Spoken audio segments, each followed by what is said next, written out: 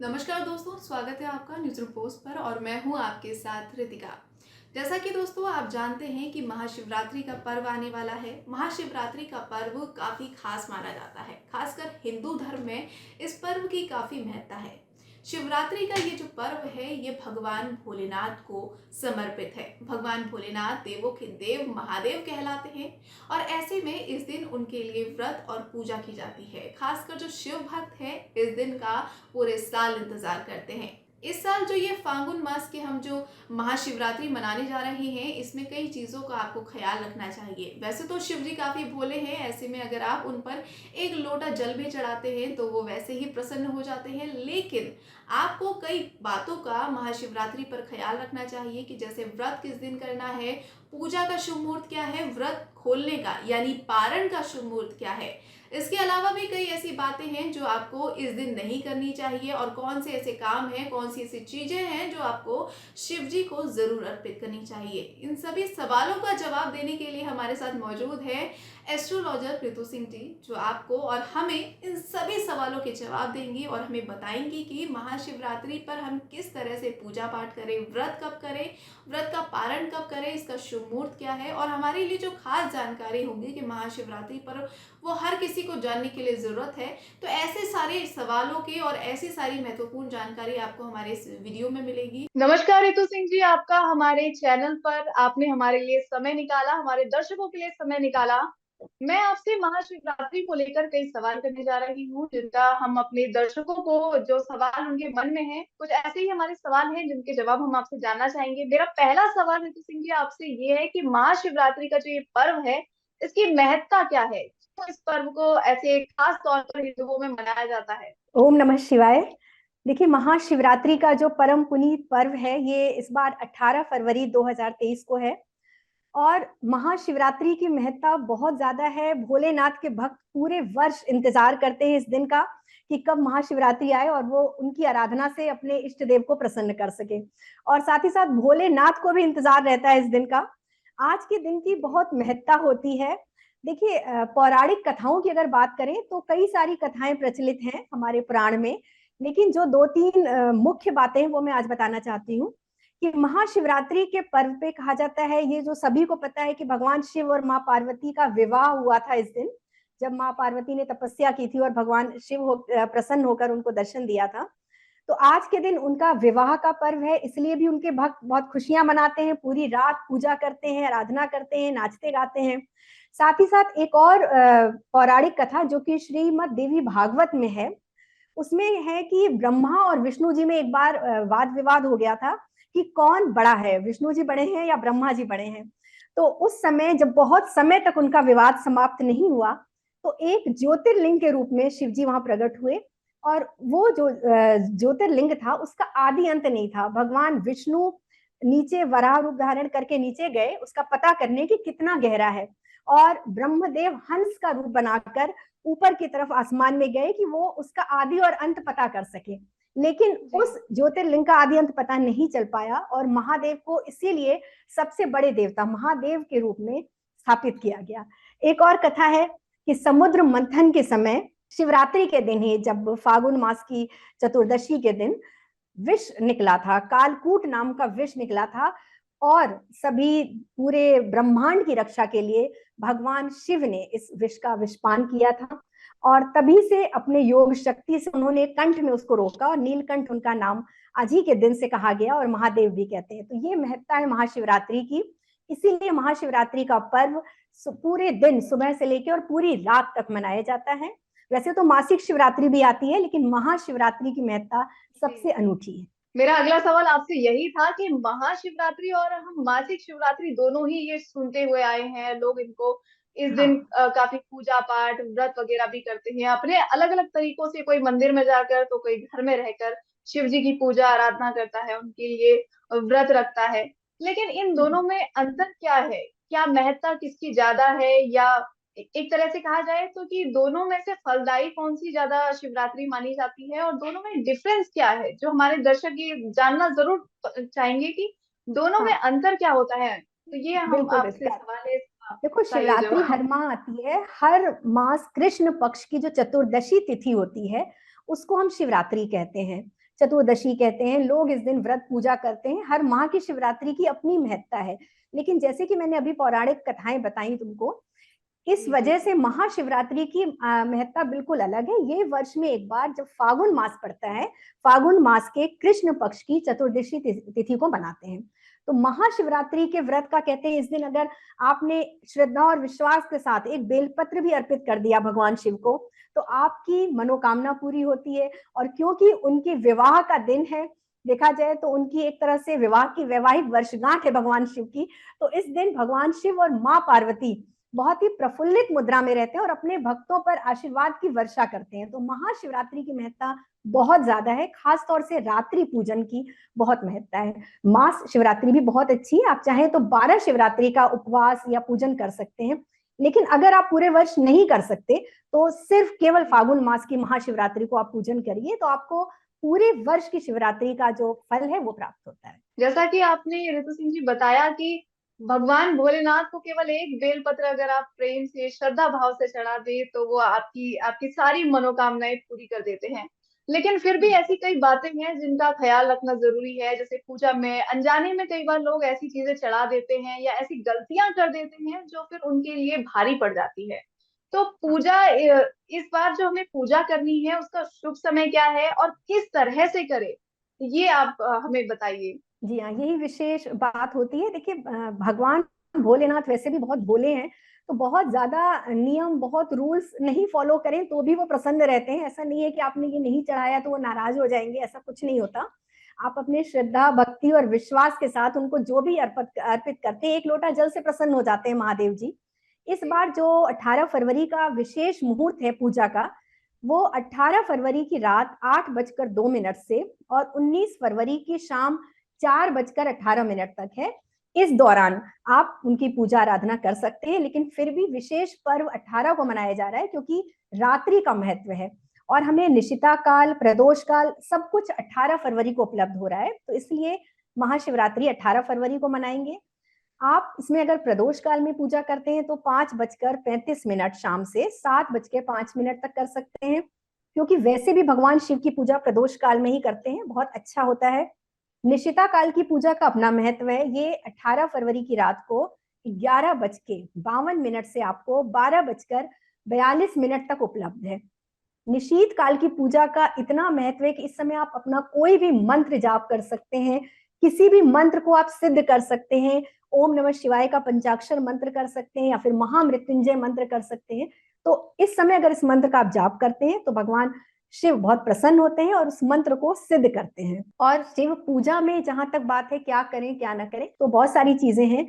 शिव जी को प्यार से एक लोटा जल चढ़ाइए, अभिषेक, क्योंकि ब्रह्मांड में हम कहते हैं ना, शिव जी का जो रूप है, जो शिवलिंग है, बहुत ही उनका रौद्र, बहुत ही एक तरह से गर्म रूप हम मानते हैं। तो जल, हम जितना जल उनको अर्पित करते हैं, जलाभिषेक करते हैं, उससे वो प्रसन्न रहते हैं।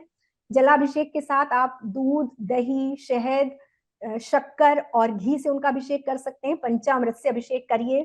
साथ ही साथ जो विशेष चीजें हैं, श्वेत आर्क का पुष्प है, हर श्रृंगार का पुष्प है जो बहुत पसंद है उनको, रुद्राक्ष की माला अर्पित कर सकते हैं, बेलपत्र, भांग, धतूरा, ये सब जो शिव जी को बहुत पसंद है वो चीजें हम आज उनको अर्पित करेंगे। उनको वस्त्र चढ़ा सकते हैं, जैसा भी आपका सामर्थ्य है और आपकी श्रद्धा है आप वो उनको अर्पित कीजिए। जो नहीं करने की बात है तो देखिए, आज के दिन कोशिश कीजिए कि कोई भी ऐसा, अगर उपवास रख सके तो बहुत अच्छी बात है, नहीं रख सके तो आप कम से कम मांस, मदिरा, इन चीजों का तो हमें परित्याग करना ही चाहिए और किसी की निंदा मत कीजिए। जितना हो सके आज के दिन भगवान शिव का नाम जपिए, यही सबसे अच्छा है और इतने से भगवान शिव प्रसन्न होते हैं। ऋतु सिंह जी, ये जो व्रत कर रहे होते हैं उन लोगों के लिए व्रत करना ही जरूरी नहीं होता है, व्रत का जो पारण है उसको भी सही समय पर, और पारण करने के लिए आपको पहले क्या चीजें करनी चाहिए, पारण से पहले करनी क्या ऐसी चीजें हैं जिनको आप करें तो उसके बाद ही आपको अपना व्रत खोलना चाहिए, पारण करना चाहिए, ऐसी कौन सी चीजें हैं? और ये जो महाशिवरात्रि पर रात्रि के जो 4 प्रहर होते हैं, जरा ये थोड़ा विस्तार से हम अपने दर्शकों को समझाना चाहेंगे कि ये 4 प्रहर क्या होते हैं। हाँ, शिवरात्रि में जैसा कि नाम से ही आप देख रहे हैं कि शिवरात्रि, रात्रि का महत्व है और हमारे यहाँ वैसे भी शादी विवाह रात्रि में ज्यादा होते हैं। तो भगवान शिव की शादी हुई है तो पूरी रात एक तरह से हम जागरण करते हैं, उनके भजन गाते हैं, नाच गाना, इस तरह से उत्सव का माहौल रहता है। और 4 प्रहर की पूजा का बहुत महत्व है, क्योंकि इसकी एक कथा भी है, शिव पुराण में बहुत लंबी कथा है कि शिव जी पर चारों प्रहर में अगर हम बेलपत्र अर्पित करते हैं तो उससे हमारे बहुत जो पूर्व के किए हुए पाप हैं, प्रारब्ध के हैं, वो भी कट जाते हैं। भगवान सारे पापों से हमें मुक्त कर देते हैं अगर हम रात्रि के चारों प्रहर एक बेलपत्र चढ़ाकर उनकी पूजा करते हैं। इस बार जो मुहूर्त है वो भी मैं आपको बता रही हूँ रितिका। प्रथम प्रहर आप अगर पूजा चारों प्रहर की करें तो प्रथम प्रहर शुरू हो जाएगा 6:40 शाम से और 9:46 तक 18 फरवरी को। ये इतने समय में आप प्रथम प्रहर की पूजा कर सकते हैं। जो द्वितीय प्रहर है वो 9:47 से 12:52 तक है। तीसरा प्रहर आपका 12:53 से 3:59 तक और फिर 4 बजे से 6:56 तक चौथा प्रहर है। तो इन चारों प्रहर के ड्यूरेशन जो है बीच में 3-3 घंटे के आसपास पड़ता है। उस वक्त भगवान शिव को अभिषेक करिए। देखिए कुछ लोग क्या करते हैं कि पहले प्रहर में जल से अभिषेक कर दिया, दूसरे प्रहर में दूध से, तीसरे प्रहर में दही से, चौथे प्रहर में घी से, इस तरह भी करते हैं। लेकिन आप पांचों चीजों से, पंचामृत से भी अभिषेक कर सकते हैं, जैसे भी करना चाहें। लेकिन वही बात है, एक मौसमी फल बेर बहुत पसंद है भगवान को, तो रात्रि के चारों प्रहर में बेर अवश्य चढ़ाइए। बेलपत्र के साथ साथ बेर का और जो भी मौसमी फल उपलब्ध है वो आप चढ़ाइए। और सबसे बड़ी बात, अभिषेक धतूरा जरूर चढ़ाते हैं। घर में बीमारी नहीं जा रही है, बहुत ज्यादा स्वास्थ्य संबंधी परेशानी है, तो धतूरा हम अगर भगवान को अर्पित करते हैं तो हमारी कैसी भी असाध्य बीमारी है वो धीरे धीरे ठीक होने लगती है। बेल पत्र चढ़ाने से या दूध और शहद मिलाकर चढ़ाने से अगर आपकी जन्म पत्री में चंद्र मंगल संबंधी दोष है तो वो भी दूर हो जाता है, आपका चंद्रमा मजबूत होता है, आपका मंगल स्ट्रांग होता है, तो जीवन में सफलताएं बहुत आसानी से मिलने लगती हैं। तो इस तरह से हर अभिषेक का एक अपना अलग महत्व है कि आप कौन सा क्या अर्पित कर रहे हैं। चारों प्रहर में अगर संभव हो सके तो अवश्य पूजा करनी चाहिए। ये हमारा पारण का समय मुहूर्त रह हाँ गया। हाँ, ये पारण की बात मैं बता रही हूँ। देखिए पारण है। ऐसा है, व्रत आप अच्छी तरह से, इसमें वैसे तो अन्न का निषेध है, लेकिन अगर बिल्कुल ही स्वास्थ्य नहीं आपका साथ दे रहा है तो आप एक समय अन्न खा सकते हैं। लेकिन अगर अन्न न खाएं तो अच्छा है। सुबह आपको 19 फरवरी को 6:57 से दोपहर 2 बजे तक पारण का समय है। आप स्नान करके शिव जी की पूजा करके उसके बाद आप 7 बजे के बाद पारण कर सकते हैं। और पारण में बहुत हल्की चीजें, मतलब अच्छी चीजों से, सुपाच्य जो है उन्हीं से पारण करना चाहिए। पहले प्रसाद ही लेना चाहिए भगवान शिव का और उसके बाद आप पारण कर सकते हैं। ऋतु सिंह जी, एक जो सवाल शिवरात्रि के आते ही लोगों के मन में उठने लगता है कि वो ये होता है कि क्या शिवरात्रि उनके लिए कैसी रहेगी, शिवरात्रि पर उनके लिए अच्छा होगा, बुरा होगा। तो और कई राशियों पर भी शिवरात्रि का जो आ रही है शिवरात्रि, इसका असर भी पड़ता है। तो हमारी जो 12 राशियां हैं, मेष से लेकर मीन तक की जो ये 12 राशियां, इन पर शिवरात्रि के मौके पर क्या असर पड़ेगा, ये हमें बताइए। देखिए शिवरात्रि भगवान भोलेनाथ का त्योहार है। इस दिन प्रसन्न होते हैं तो हर राशि को वो आशीर्वाद ही देते हैं, किसी के लिए भी बुरा नहीं हो सकता, क्योंकि ये कोई ग्रहण या ऐसा कुछ तो नहीं है, कोई खगोलीय घटना नहीं है, ये भगवान शिव का उत्सव है। तो माँ गौरी और भगवान शिव सबको आशीर्वाद देते हैं, हर राशि के लिए अच्छा है। लेकिन राशि के अनुसार अगर हम उनका अभिषेक या कुछ उपाय करते हैं तो और भी बेहतर होता है। अगर संभव है तो आप कर सकते हैं। मैं 12 राशियों के लिए बहुत छोटे छोटे उपाय बता देती हूँ आपको। देखिए मेष राशि के लोगों के लिए अगर वो अभिषेक करते हैं तो गुड़ मिश्रित जल से अभिषेक करें, इससे उनका मंगल भी स्ट्रांग होगा। लाल मिठाई, लाल चंदन अर्पित करें और उनके लिए जो मंत्र है वो ओम नमः शिवाय, इस मंत्र से उनको पूजा करनी चाहिए। वृष राशि वाले के लोगों के लिए दही से अभिषेक करना बहुत शुभ फलदायी है। शक्कर, चावल और सफेद चंदन, श्वेत आर्क का पुष्प, ये अर्पित करें और ओम मृत्युंजय नमः इस मंत्र से भगवान शिव की आराधना करें। मिथुन राशि के जातक गन्ने के रस से अभिषेक करें, मूंग और बेलपत्र अर्पित करें भगवान शिव को। ओम ओमकाराय नमः, ये उनके लिए विशेष मंत्र है। कर्क राशि के लोग घी से अभिषेक कर सकते हैं, शुद्ध गाय का जो घी होता है उससे, और कच्चा दूध, चावल, सफेद आग का फूल अर्पित करें। ओम महाकालाय नमः इस मंत्र से उनकी आराधना करें। सिंह राशि के जातक भी गुड़ और जल से अभिषेक करें और उनको शक्कर या गुड़ से बनी मिठाई भी अर्पित कर सकते हैं, खीर का भोग लगा सकते हैं। ओम त्र्यंबकाय नमः इस मंत्र के साथ वो भगवान शिव की आराधना करें। कन्या राशि के जातक गन्ने के रस से अभिषेक करें, भांग और पान अवश्य अर्पित करें अगर उपलब्ध हो जाए तो, और ओम उमापतये नमः इस मंत्र से भगवान शिव का जाप कर सकते हैं। तुला राशि के लोग सुगंधित तेल, इत्र से अभिषेक करें या जल में थोड़ा सा इत्र मिलाकर अर्पित करें भगवान शिव को। जी। दही और श्रीखंड का भोग लगाएं। ओम ध्वजाय नमः, इस मंत्र से भगवान शिव का जाप करें। वृश्चिक राशि के लोग पंचामृत से स्नान कराएं, लाल फूल चढ़ा सकते हैं। ओम चंद्रमौली नमः, इस मंत्र से भगवान शिव की पूजा करें। धनु राशि के लोग हल्दी युक्त दूध से अभिषेक कर सकते हैं। वैसे देखिए हल्दी भगवान शिव को नहीं चढ़ती है, लेकिन शिवरात्रि एक ऐसा पर्व है कि हम हल्दी चढ़ा सकते हैं भगवान शिव को। बेसन की मिठाई चढ़ा सकते हैं। गेंदे का पीला फूल अर्पित करें। ओम पिनाक पाड़िने नमः, इस नाम से भगवान शिव के इस नाम का जाप करें। मकर राशि के लोग, इनको देखिए नारियल पानी से अभिषेक, जो नारियल हम भगवान शिव को चढ़ाते हैं, हरा नारियल नहीं, जो जटा वाला नारियल होता है, उसको तोड़कर और उसका जल भगवान शिव पर ये चढ़ा सकते हैं, शिवलिंग पर। उड़द की दाल की मिठाई और नील कमल के फूल अगर उपलब्ध हो जाए तो बहुत अच्छा है मकर राशि के लोगों के लिए। और इनका जो मंत्र है ओम सद्योजाताय नमः, इस मंत्र से ये जाप कर सकते हैं। कुंभ राशि के लोग भी तिल के तेल से अभिषेक कर सकते हैं और शमी का जो पत्र होता है वो भगवान शिव को अवश्य अर्पित करें। ओम हरि हराय नमः, ये इनके लिए बहुत शुभ मंत्र है। अंतिम राशि मीन, इनको केसर युक्त दूध के साथ भगवान शिव का अभिषेक करना चाहिए। दही, चावल, पीली सरसों और नाग केसर के जो पुष्प होते हैं वो चढ़ाएं। ओम वैद्यनाथाय नमः, ये भगवान शिव का नाम है। इस नाम से, इस मंत्र से रुद्राक्ष की माला पे अगर जाप करते हैं तो इन्हें बहुत शुभ फल मिलता है और शिवरात्रि इनके लिए बहुत शुभ होती है।